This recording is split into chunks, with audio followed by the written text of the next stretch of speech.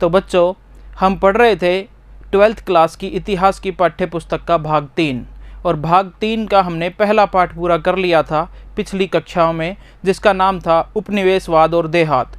तो उसमें हमने समझा था कि औपनिवेशिक शासन किस प्रकार से यहाँ पर चल रहा था और किस प्रकार से उन्होंने बंगाल की जमींदारी व्यवस्था लागू की थी और उन्होंने जनजाति लोग, जो आदिवासी लोग जो रहते थे पहाड़ी क्षेत्रों में, संथाल और पहाड़िया, तो बच्चों कहाँ रहते थे वो रहते थे राजमहल की पहाड़ियों में, उनके जीवन को कैसे प्रभावित किया। और साथ ही उसी कक्षा में हमने ये भी पढ़ा था कि दक्कन में कौन सी नई भू राजस्व व्यवस्था उनके द्वारा लागू की गई थी। तो आज हम अगला पाठ का अध्ययन करेंगे और अगले पाठ का नाम जैसा कि आप देख रहे हैं विद्रोही और राज्य, और इसका जो सबसे पहले हम परिचय लेंगे, इसमें मुख्यतः 1857 की क्रांति के बारे में है। तो पहला भाग इसका रहेगा 1857 का विद्रोह और परिचय। तो ये हम आज पढ़ने जा रहे हैं। तो सबसे पहले समझेंगे कि 1857 की क्रांति थी क्या। तो 1857 की जो क्रांति थी, औपनिवेशिक शासन ने भारत में अपना काम शुरू कर दिया था प्लासी के युद्ध के बाद से 1757 से, और फिर 100 सालों तक ये उनका शासन यहाँ पर भारत में चलता रहा। शोषणपूर्ण शासन था, कैसे उन्होंने भारत की अर्थव्यवस्था को लूटा था, तो वो काम 100 सालों तक चलता रहा। तो देखते हैं कैसे। देखिए, ब्रिटिश शासन का प्रारंभ 1757 में प्लासी के युद्ध के बाद शुरू होता है। हमने पढ़ा था ना, प्लासी का युद्ध कंपनी ने, ईस्ट इंडिया कंपनी ने हरा दिया था बंगाल के नवाब सिराजुद्दौला को। कौन से युद्ध में? प्लासी के युद्ध में। तो प्लासी के युद्ध के बाद बंगाल पे उन्होंने अपना औपनिवेशिक शासन शुरू किया था। मतलब भारत में औपनिवेशिक शासन की शुरुआत कब से मानी जाती है? 1757 से। और फिर 100 साल हो जाते हैं इसको कब? 1857 में।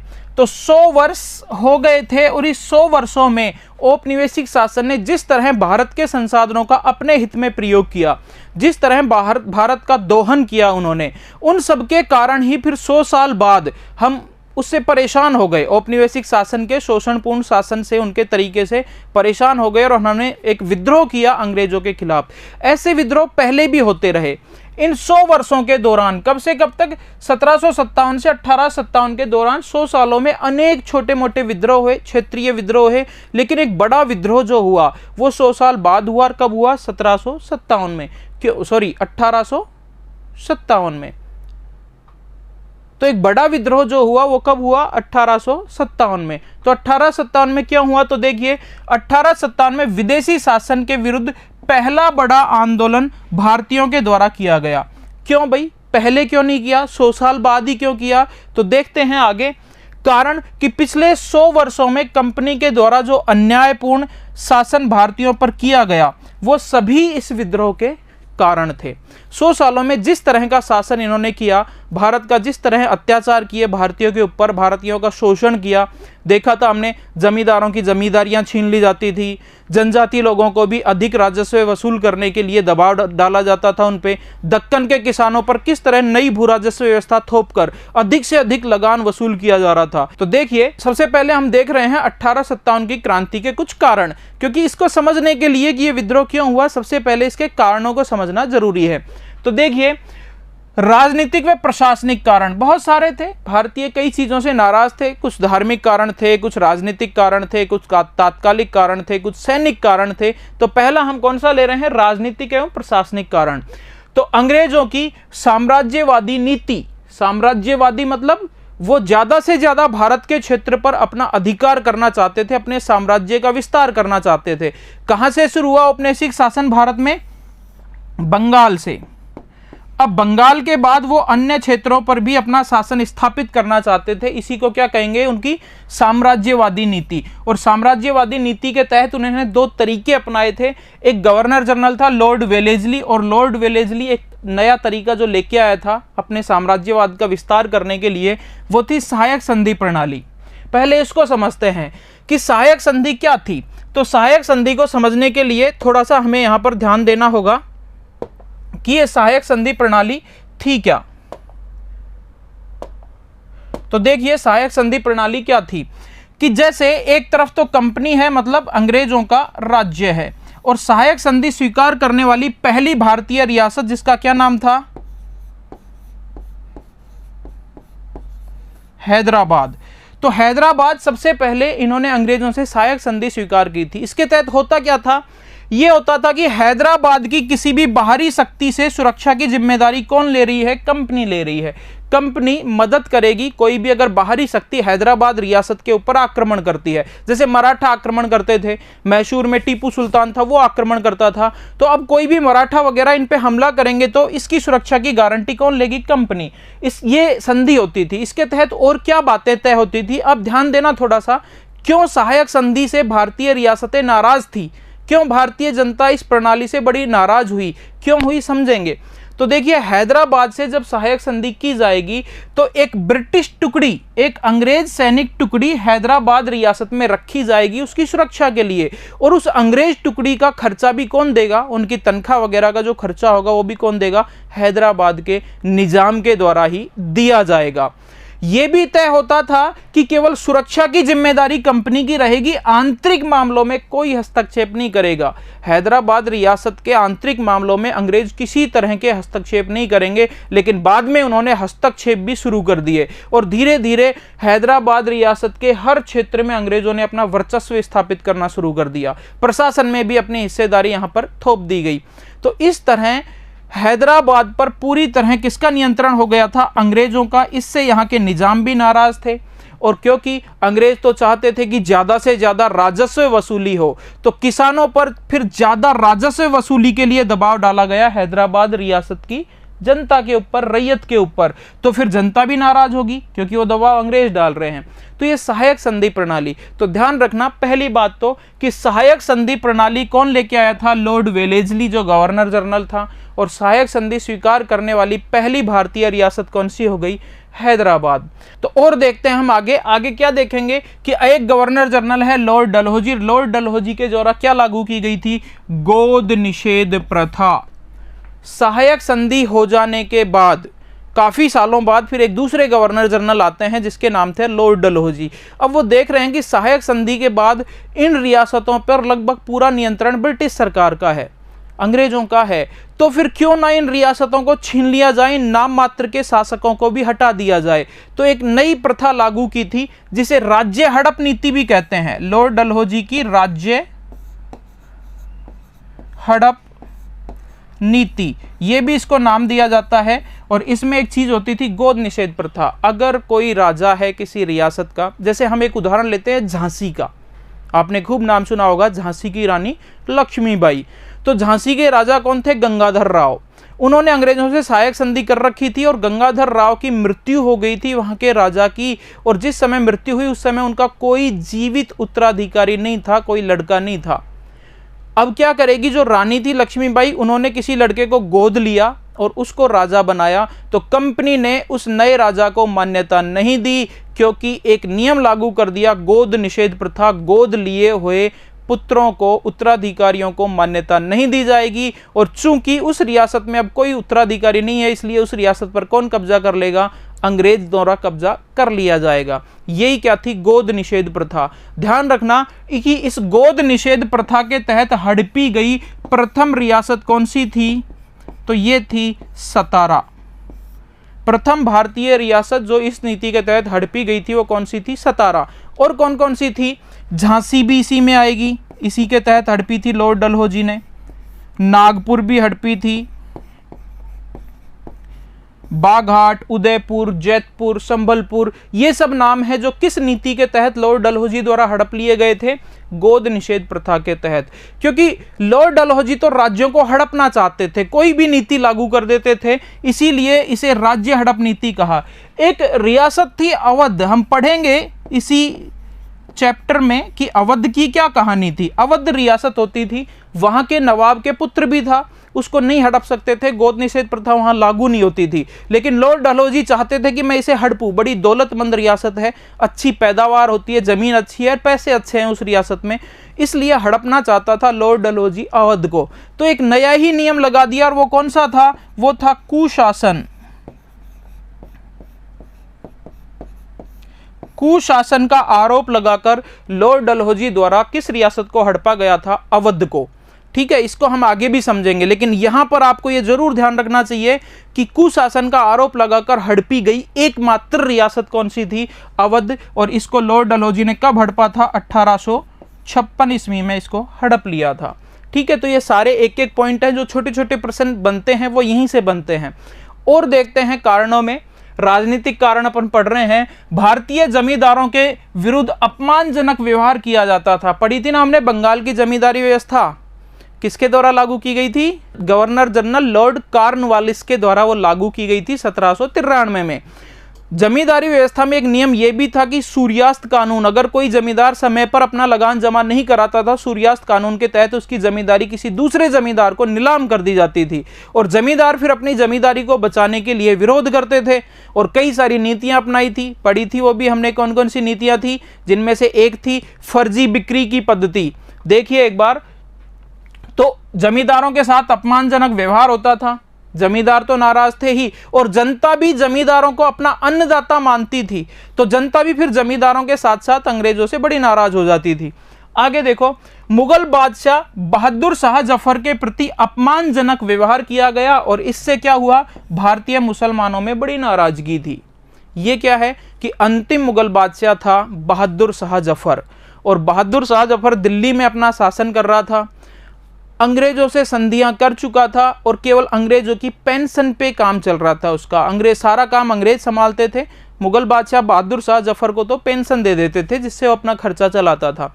अंग्रेजों ने अब एक ये रूल लागू कर दिया, लॉर्ड डलहौजी जो है उसने कहा कि मुगल बादशाह जो बहादुर शाह जफर है ये अंतिम मुगल बादशाह है, अगर इनकी मृत्यु हो जाती है तो इनके बाद हम किसी को भी मुगल बादशाह की उपाधि नहीं देंगे और लाल किला जहां पर ये रहते थे वो भी खाली करना पड़ेगा, इसमें ब्रिटिश सेना रहेगी। मतलब मुगल बादशाह की मृत्यु के बाद, जो अंतिम मुगल बादशाह बहादुर शाह जफर है, इसकी मृत्यु के बाद किसी को भी बादशाह नहीं बनाया जाएगा। तो एक अपमानजनक व्यवहार उसके साथ हो रहा था और इससे भारत के जो मुसलमान थे वो बड़े नाराज थे।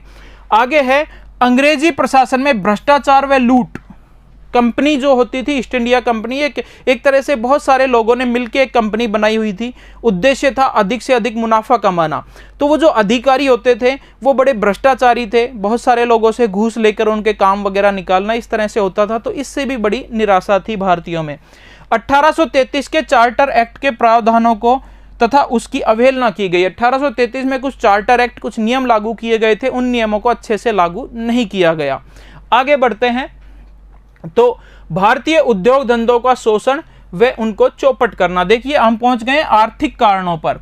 तो भारतीय उद्योग धंधों का शोषण हो रहा था, वो चौपट हो गए थे।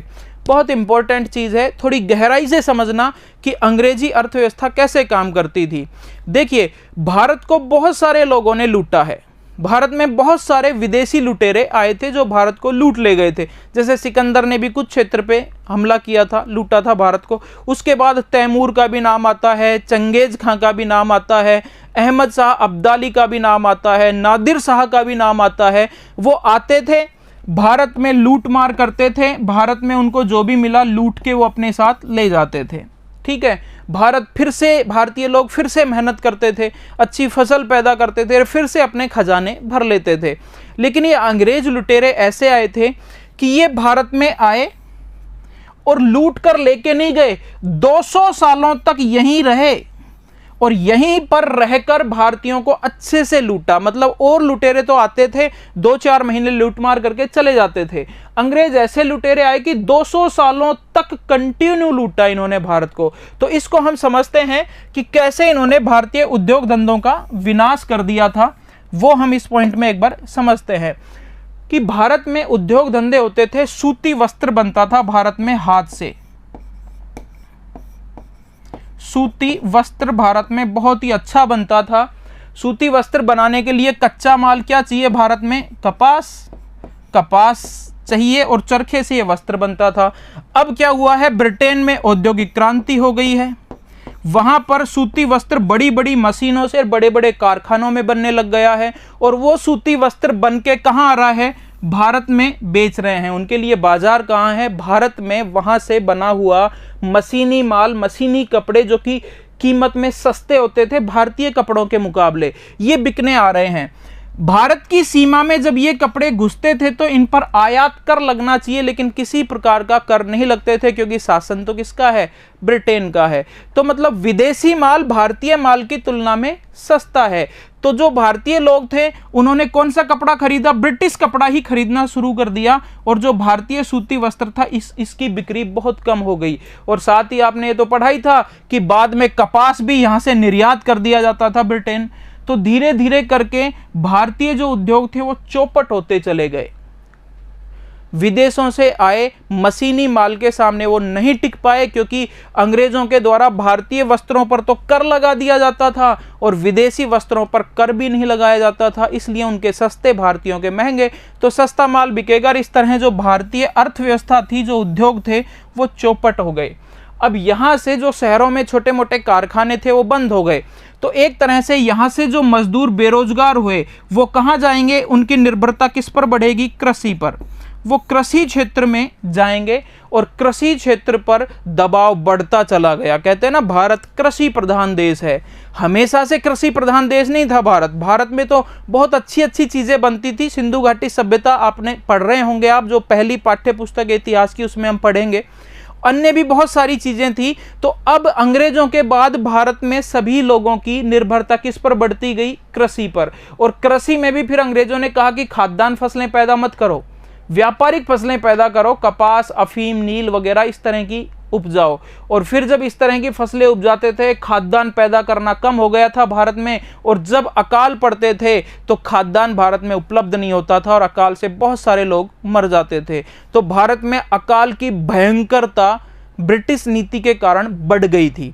इस तरह ये पहला पॉइंट हमने समझा कि भारतीय उद्योग धंधों का शोषण व उनको चौपट कर दिया गया था। अगले पॉइंट देखते हैं, अंग्रेजों द्वारा अपनाई गई दोषपूर्ण भू राजस्व पद्धति। हमने देखा था ना कि दक्कन में कौन सी भू राजस्व पद्धति अंग्रेजों के द्वारा लागू की गई थी, रैयतवाड़ी बंदोबस्त लागू किया गया था। उसके तहत किसान के खेत में जितना पैदा होता था उसका 50% तो कंपनी को देना होता था भू राजस्व के रूप में। यह भी तय कर दिया गया था कि हर 30 साल बाद फिर से सर्वेक्षण किया जाएगा और 30 साल बाद फिर से लगान बढ़ा दिया जाएगा।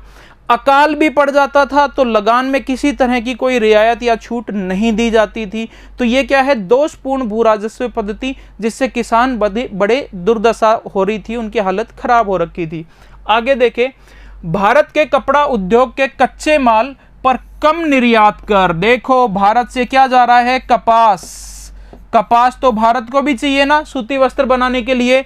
अगर इसको विदेश में भेज रहे हैं तो भारत को थोड़ा मुनाफा तो होना चाहिए, निर्यात कर तो लगना चाहिए। निर्यात कर नहीं लगता था और भारत से सस्ते दामों में ही कपास ब्रिटेन भेज दी। कपड़ा बनाया, वस्त्र निर्माण किया गया, वहां के लोगों को रोजगार मिला। ब्रिटेन में जब ये मशीनें चली तो लोगों को रोजगार मिला।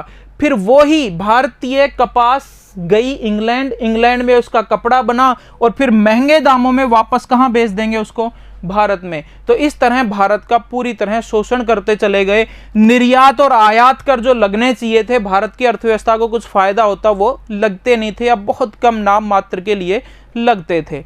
आगे देखते हैं, इंग्लैंड की औद्योगिक क्रांति के परिणाम स्वरूप भारतीय परंपरागत उद्योगों का आर्थिक शोषण। ये हमने समझा कि जब वहां औद्योगिक क्रांति हुई इंग्लैंड में तो वहां का मशीनी कपड़ा भारत में आया जो सस्ता होता था। भारतीय जो बुनकर थे वो उनके सामने टिक नहीं पाए, कपास के दाम महंगे हो गए, उनको महंगी मिलती थी तो बुनकर जो कपड़ा बनाते थे वो महंगा बिकता था, जबकि ब्रिटिश कपड़ा सस्ता आता था। विदेश से जब कपड़ा आता था तो उस पर कोई कर नहीं लगता था, वो उसी दामों में बिकता था, इसलिए भारतीय उद्योग चौपट होते चले गए। और भारतीय धन का निरंतर निष्कासन, ये बहुत इंपॉर्टेंट पॉइंट है। आपसे पूछेंगे कि जो धन निष्कासन का सिद्धांत है, धन निष्कासन का सिद्धांत सबसे पहले किसके द्वारा दिया गया था, बताइए बच्चों। तो धन निष्कासन का सिद्धांत सबसे पहले दिया गया था दादा भाई नौरोजी के द्वारा।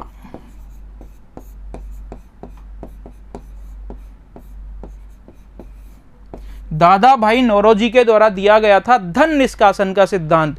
क्या कहते थे वो कह रहे थे कि एक तरफ तो है भारत, समझना इस चीज को, एक तरफ है भारत और भारत पर औपनिवेशिक शासन किसका है? ब्रिटेन का। तो एक तरफ है ब्रिटेन। ब्रिटिश लोग भारत में शासन कर रहे हैं, भारत के संसाधनों का अपने हित में प्रयोग करेंगे, तो भारत से बहुत सारा भू राजस्व वसूल करके बहुत सारे पैसे भारत से कहां भेज दिए जाते थे? ब्रिटेन भेज दिए जाते थे। तो ये क्या है? भारत के धन का बहिर्गमन कहां हो गया? ब्रिटेन, और ब्रिटेन के हित में ये प्रयोग होगा। थोड़ा सा और गहराई से समझिए कि कौन भेज रहा था ये पैसे? East India company. East India company के अधिकारी भारत में थे और भारत का धन ब्रिटेन भेज देते थे। जो कंपनी के मालिक थे ईस्ट इंडिया कंपनी के, वो बहुत ज़्यादा दौलतमंद हो गए, बहुत अमीर हो गए। फिर बात आई कि भारत में जैसे रेलवे चलानी है, भारत में रेलवे लाइन बिछानी है, तो प्राइवेट कंपनियों को ठेका दिया जाएगा। ये ठेका किसने लिया? ये ठेका उन लोगों ने लिया जो भारत के पैसों से अमीर हो गए थे। मतलब ईस्ट इंडिया कंपनी के जो लोग थे उन्होंने ये ठेका लिया। अब उनके पास बहुत सारी पूंजी थी।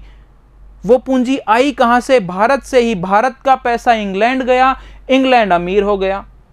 फिर इंग्लैंड से वही पैसा भारत में इन्वेस्ट किया गया। जैसे रेलवे का उदाहरण लेते हैं कि रेलवे में वो पैसा इन्वेस्ट कर दिया गया, ट्रेन की रेलवे लाइन बिछाने के लिए, और गारंटी दी गई यहाँ की सरकार, जो भारत में ब्रिटिश सरकार काम कर रही थी, अगर कोई रेलवे में पैसा लगाएगा तो उसको नुकसान नहीं होगा, वो उसकी जो भी उसकी कमाई होगी वो लेगा और साथ में ब्याज दिया जाएगा।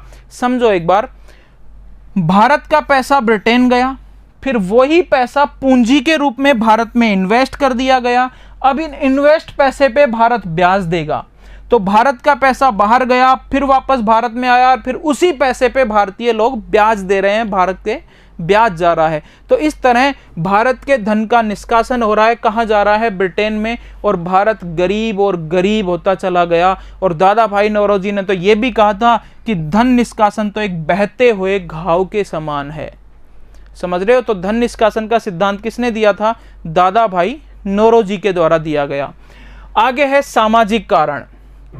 समाज में भारतीयों की उतनी वैल्यू नहीं थी जितनी कि अंग्रेजों की थी। या जो अंग्रेज शिक्षण संस्थान में थे उनमें कोई अंग्रेजी शिक्षा प्राप्त भारतीय होता था, उसकी अहमियत समाज में ज़्यादा हो जाती थी। तो इस चीज़ से भी भारतीय लोग बड़े नाराज थे। तो देखिए, अंग्रेजों द्वारा भारतीयों को घृणा की दृष्टि से देखा जाता था। ठीक है। दोषपूर्ण पाश्चात्य शिक्षा नीति थी, इनसे भी नाराज थे। दोषपूर्ण पाश्चात्य शिक्षा नीति मतलब भारतीय शिक्षण संस्थानों को तो खत्म किया जा रहा था और अंग्रेजी शिक्षा व्यवस्था लागू की जा रही थी। जिसको अंग्रेजी आती थी उसको अच्छी नौकरी मिल जाती थी और उसी की वैल्यू ज़्यादा बढ़ जाती थी समाज में। आगे देखते हैं कुछ धार्मिक कारण। धर्म के मामले में भी बड़ी नाराज थे भारतीय, उनकी धार्मिक जो नीतियां चल रही थी अंग्रेजों की उनसे। समझते हैं, ये भी इंपॉर्टेंट टॉपिक है धार्मिक कारण वाला भी। अंग्रेजों द्वारा दोषपूर्ण पैतृक संपत्ति कानून का निर्माण। अंग्रेजों ने क्या ये अंग्रेज ईसाई धर्म प्रचारक आ रहे थे भारत में, ईसाई धर्म का प्रचार करने आते थे। तो जब वहां के ईसाई मिशनरी भारत में ईसाई धर्म का प्रचार करते थे, कुछ अंग्रेजी शिक्षण संस्थान में पढ़े हुए भारतीय उनके धर्म से प्रभावित थे और वह ईसाई धर्म अपना लेते थे। अगर किसी पिता के पुत्र ने ईसाई धर्म अपना लिया है तो होता ये था कि वो पिता अपने पुत्र को अपनी संपत्ति से बेदखल कर देता था कि तू मेरा बेटा है ही नहीं, मेरी संपत्ति में तेरा कोई अधिकार नहीं। अंग्रेजों ने यह नियम लागू कर दिया कि अब से कोई ईसाई धर्म अपनाएगा तो उसे भी पैतृक संपत्ति में उतना ही अधिकार होगा जितना कि अन्य पुत्रों और अन्य पुत्रियों को है। तो यही क्या है कि दोषपूर्ण पैतृक संपत्ति कानून, और ये लॉर्ड डलहौजी के द्वारा लागू किया गया था 1850 ईस्वी में। ठीक है। तो इससे भारतीयों में नाराजगी थी कि ये तो ईसाई बना देंगे, सबको ईसाई धर्म का प्रचार कर रहे हैं। दूसरा है 1813 के चार्टर एक्ट। ध्यान रखना, 1813 के चार्टर एक्ट के तहत ईसाई धर्म के प्रचार प्रसार की स्वीकृति प्रदान कर दी। 1813 में एक नया एक्ट लागू किया, चार्टर एक्ट अंग्रेजों के द्वारा। उसमें हुआ क्या था कि ईसाई मिशनरी जो होती थी उनको खुली छूट दे दी कि आप जाइए भारत में, इंग्लैंड से भारत में जाइए और ईसाई धर्म का प्रचार प्रसार कीजिए। तो भारतीयों में ये बात फैल गई कि ये तो हिंदू और इस्लाम धर्म को तो खत्म कर देंगे और हमको सबको ईसाई बना देंगे। आगे देखते हैं, अंग्रेजों द्वारा मंदिरों और मस्जिदों पर संपत्ति कर लगा दिया गया था। तो ये कुछ धार्मिक कारण थे। आगे देखते हैं सैनिक कारण। ठीक है, सेना में क्या दुर्भावना थी, अंग्रेजों के खिलाफ क्यों नाराज थे? तो कई सारे कारण थे। जैसे जो भारतीय सैनिक होता था वो, और उसके कंपैरिजन में जो ब्रिटिश सैनिक होता था, अंग्रेज होता था, अगर वो एक समान पद पर हैं तो भी अंग्रेज सैनिक का वेतन ज्यादा होता था भारतीय सैनिक के मुकाबले। एक ही पद पर है भारतीय सैनिक और अंग्रेज सैनिक, तो भी भारतीय सैनिक को सल्यूट लगाना पड़ता था। किसको? अंग्रेज सैनिक को। अंग्रेज सैनिकों के रहने खाने की सुविधा अच्छी होती थी, जबकि भारतीय सैनिकों की उतनी अच्छी नहीं होती थी। तो ये और भी कुछ कारण हम यहाँ पढ़ेंगे। देखिए 1806 में वेल्लोर एक छावनी थी, वहां पर जो भारतीय सैनिक थे ब्रिटिश सेना में, उन्होंने विद्रोह किया। 1824 में बैरकपुर में विद्रोह हुआ और 1849 में बंगाल की 22वीं नेटिव इन्फेंट्री के द्वारा भी विद्रोह किया गया। ये विद्रोह छोटे छोटे विद्रोह थे जो बाद में जल्दी ही खत्म हो गए। बड़ा विद्रोह कब हुआ? 1857 में। उसको समझने के लिए हम पढ़ रहे हैं उसके कारण, ठीक है। तो देखिए वेल्लोर में हुआ क्या था कि वेल्लोर में कुछ भारतीय सैनिक थे, वो अपने माथे पर तिलक लगाते थे। तो अंग्रेजों ने यह नियम बनाया कि किसी भी भारतीय को धार्मिक चिन्ह धारण, भारतीय सैनिक को धार्मिक चिन्ह धारण करने की अनुमति नहीं होगी। तिलक नहीं लगा सकता, सिख है तो वो कड़ा वगैरह नहीं पहन सकता, इस तरह की। तो ऐसे ये छोटे छोटे कुछ विद्रोह हुए थे। आगे देखते हैं कि विभिन्न युद्धों में अंग्रेजों की पराजय और भारी क्षति हुई। जैसे अफगान युद्ध और क्रीमिया युद्ध और पंजाब में युद्ध में अंग्रेज हारे थे। पहले भारतीय ये मानते थे कि ये अंग्रेज हैं और ये कभी पराजय हो ही नहीं सकते, ये कभी नहीं हारते। तो भारतीय थोड़े से डरे हुए रहते थे अंग्रेजों से। लेकिन इन युद्धों में भारतीयों ने अंग्रेजों की भारी पराजय देखी और भारतीयों के मन में यह विश्वास बैठ गया कि इनको भी हराया जा सकता है, अंग्रेज भी हार सकते हैं, जब वो इन युद्धों में हारे थे। आगे है अंग्रेजी सेना में भारतीय सैनिकों की बढ़ती संख्या। अंग्रेज तो बहुत कम थे, भारत पर शासन कर रहे थे। ब्रिटिश सेना में भारतीय सैनिक बहुत ज्यादा थे, अंग्रेज सैनिक कम थे, भारतीय सैनिक बहुत ज्यादा थे। अगर विद्रोह होता है तो भारतीय सैनिक जीत जाएंगे, तो भारतीय सैनिक बहुत ज्यादा थे। आगे बात करते हैं बंगाल तथा अवध में बड़ा सैनिक विद्रोह था। आगे देखते हैं वेतन भत्ते तथा पदोन्नति के संबंध में भारतीय सैनिकों के साथ अपमानजनक व्यवहार। अभी अपन ने बात की थी कि वेतन अंग्रेज सैनिक को ज्यादा मिलता था, अंग्रेज सैनिक की पदोन्नति ज्यादा होती थी और भारतीय सैनिक को ये सब अधिकार प्राप्त नहीं थे। आगे देखते हैं 1854 में लॉर्ड डलहौजी के द्वारा एक नियम बनाया गया, 1854 ईस्वी का डाक अधिनियम। इसके तहत क्या हुआ? भारतीय सैनिकों को दी जाने वाली निशुल्क डाक सुविधा समाप्त कर दी गई। 1854 में लॉर्ड डलहौजी जो गवर्नर जनरल थे, उनके द्वारा नियम बनाया कि सैनिकों को फ्री में पोस्ट कार्ड मिलते थे और अपने घर में चिट्ठी भेज सकते थे, कोई पैसा नहीं लगेगा। तो सैनिकों की निशुल्क डाक सुविधा समाप्त कर दी। अगर सैनिक भी चिट्ठी भेजेंगे तो पैसे लगेंगे। कब? 1854 में। जाहिर है नाराज होंगे अंग्रेज सैनिक, सारे भारतीय सैनिक अंग्रेजों की नीतियों से नाराज तो होंगे ही। आगे 1856 बहुत इंपॉर्टेंट है, ध्यान देना। 1856 में गवर्नर जनरल आ जाते हैं लॉर्ड कैनिंग। डलहौजी चले गए और लॉर्ड कैनिंग नए गवर्नर जनरल बनकर आए और आते ही इन्होंने एक नियम लागू किया, सामान्य सेवा भर्ती अधिनियम। सेना में अगर भर्ती होना है तो उसके लिए कुछ नियम लागू किए गए और इसके तहत क्या था? भारतीय सैनिकों को भारत से बाहर युद्ध में भेजा जाने लगा। होता क्या था कि भारतीय सैनिक हैं जो ब्रिटिश सेना में हैं, वो भारत में ही रहते थे, भारत में ही युद्ध वगैरह करते थे वो अंग्रेजों की तरफ से।